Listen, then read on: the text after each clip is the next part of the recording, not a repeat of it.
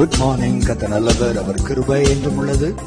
உங்கள் அன்பு சகோதரன் காட்வின் மோசஸ் ரேமா எழுப்புதல் ஊழியத்தின் சார்பில் அன்போடு வாழ்த்தி ஆசீர்வதிக்கிறேன். இந்த நாள் முழுதும் தேவ கிருபையும் தேவ கரமும் அற்புதமாய் உங்களை வழி நடத்துவதாக. ஆமென், ஆமென், ஆமென். அக்கினியில் நடந்து வந்தோம், ஆனால் சேதம் ஒன்றும் இல்லையப்பா.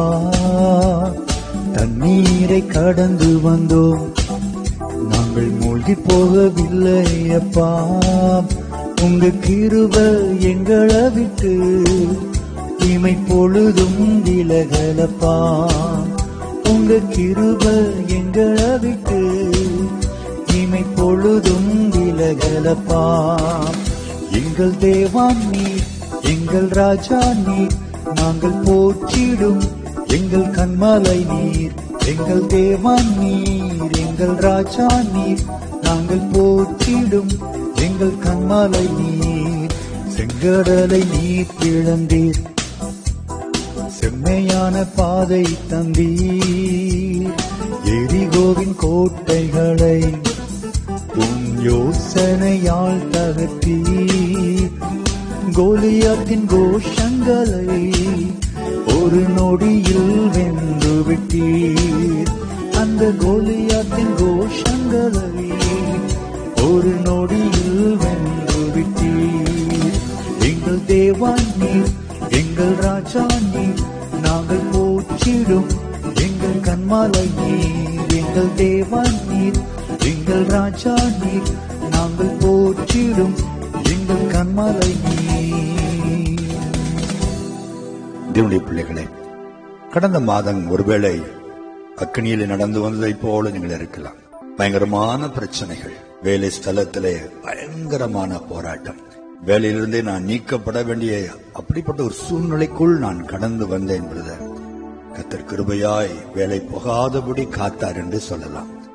தொழில் வியாபாரத்தில் அப்படித்தான் எவ்வளவோ நெருக்கங்கள், எவ்வளவோ நஷ்டங்களை நீங்கள் சந்தித்து ஏந்தான் இந்த மாதம் வந்ததோ என்று கூட நீங்கள் யோசிக்கும்படி ஒரு அக்கினி போன்ற பாதையிலே கடந்த மாதம் நீங்கள் நடந்து வந்திருக்கலாம். அல்லது உங்கள் வீடே ஒரு அக்கினி சூளை போல எப்பொழுதும் சண்டை, எப்பொழுதும் பிரச்சனை, எப்பொழுதும் கண்ணீரும் வியாதியும் பலவீனமும் அழுகுரலும் கேட்கிற சூழ்நிலை நீங்கள் கடந்து வந்திருக்கலாம். தேவனுடைய பிள்ளைகளே, எப்படிப்பட்ட அக்கினி நீங்கள் கடந்து வந்தாலும் உங்களை கடக்க வைத்தவர் கர்த்தர் என்பதை மறந்து போகாதீர்கள். நீங்கள் தாண்டி வந்த அத்தனை பிரச்சனைகளையும் மேற்கொள்ளக்கூடிய கிருபையை கொடுத்தது கர்த்தர். அந்த ஆண்டவர் தான் இந்த மாதத்திலும் உங்களை அழகாய் நடத்த போகிறார். எப்பொழுதும் கர்த்தர் உங்களை அக்னியிலே நடத்துகிறவர் அல்ல. வேதம் அழகாய் நமக்கு சொல்லுகிறது. ஆண்டவர் ஏன் அக்னியின் பாதையிலே தேவ பிள்ளைகளை நடத்துகிறாராம்? நம்முடைய விசுவாசத்தை சோதிக்கும்படி. ஆண்டவர் மேல் நாம் வைத்திருக்கிற அன்பு உண்மையா அல்லது பொய்யா என்பதை சோதிக்க வேண்டுமானால் அதற்கு ஒரு அக்கினி தேவைப்படுகிறது. பொன்னை அக்கினியிலே சோதிப்பதை போல ஆண்டவர் நம்முடைய அன்பை, நம்முடைய விசுவாசத்தை அக்கினியினாலே சோதிக்கிறார் என்று பேதுரு அழகாக எழுதுகிறார். தேவ பிள்ளைகளே, அந்த அக்கினியின் பாடுகளை யாரெல்லாம் பொறுமையோடு ஆண்டவர் இதற்கு ஒரு முடிவை தருவார் என்று நம்பி அமைதலோடு அதை பொறுமையாய் சகித்து தாண்டி வந்தீர்களோ, உங்கள் அத்தனை பேருக்கும் இனி என் ஆண்டவர் மகிழ்ச்சியின் பாதையை தருவார். அல்லேலூயா. துன்பத்தை கண்ட நாட்களுக்கு தக்கதாய் அவர் உங்களை மகிழ்ச்சியாக்குவார். இந்த மாதம் நீங்கள் அக்கினியை காண்பதில்லை.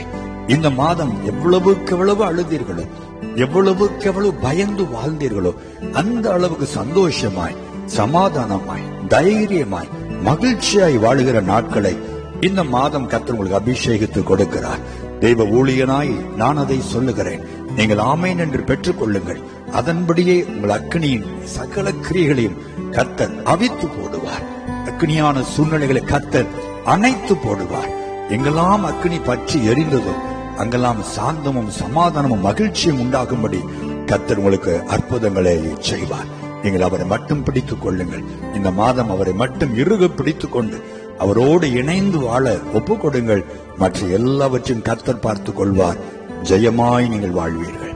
ஜெபிப்போமா? நல்ல ஆண்டவரே, எல்லா பாதைகளிலும் நடத்தக்கூடிய உரிமை உமக்கு உண்டு.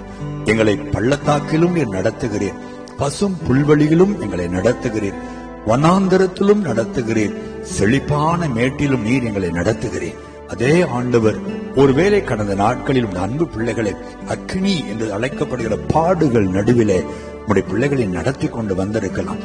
எந்தான் உயிர் வாழ்கிறோமோ என்று சொல்லக்கூடிய அளவுக்கு பயங்கரமான பாடுகளை கடந்த நாட்களிலே பிள்ளைகள் ஆண்டவரை அனுபவித்திருக்கலாம், சகித்து கொண்டு வந்திருக்கலாம். ஆனால் ஆண்டவரே, இதெல்லாம் சகிக்கக்கூடிய பலனை கொடுத்தவர் நீர்தானே. நீர்தானே கூடவே இருந்தீர். நீ ஆறுகளை கடக்கும் போது நான் உன்னோடு கூட இருப்பேன். நீ அக்னியிலே கடக்கும் போது நீ வேகாதிருப்பாய். அக்னி ஜுவாலை உன் பேரில் பற்றாது என்று வாக்கு கொடுத்தவரே நீர்தானே. காரணம், நீர்தானே அனைத்து படித்திருக்கிறேன். அன்றைக்கு சாத்ராக், மேஷாக், ஆபேத் நேகோ மேலே அந்த அக்னி சூளையிலே விழுந்த பொழுதும் அவர்கள் மேல் அக்னி படாதபடி சூழ்ந்து கட்டி அணைத்து கொண்டவர் நீர்தானே. இப்பொழுதும் நீர்தான் உம்முடைய பிள்ளைகளை அணைத்து பிடித்திருக்கிறீர். இல்லாவிட்டால் உம்முடைய பிள்ளைகள் என்றைக்கோ நிர்மலமாகி போயிருப்பார்கள், என்றைக்கோ மரித்து போயிருப்பார்கள் ஆண்டவரே. ஆனால் உம்முடைய கிருபையினாலே சூழ்ந்து கொண்டவர் இந்த மாதம் உடைய பிள்ளைகளை மகிழ்ச்சியாக்கும் ஆண்டவரே, சந்தோஷப்படுத்தும். அந்த அக்னிக்கு பதிலாய் குளிர்ச்சியான, மகிழ்ச்சியான, சமாதானமான, சந்தோஷமான நாட்களை உடைய பிள்ளைகள் இந்த மாதம் காண்பார்களாக உடைய ஊழியனாய் ஆசீர்வதிக்கிறேன். நீர் அப்படியே செய்வதற்காக உமக்கு நன்றி. இயேசுவின் நாமத்தில் ஜெபிக்கிறோம் நல்ல பிதாவே. ஆமென், ஆமென், ஆமென்.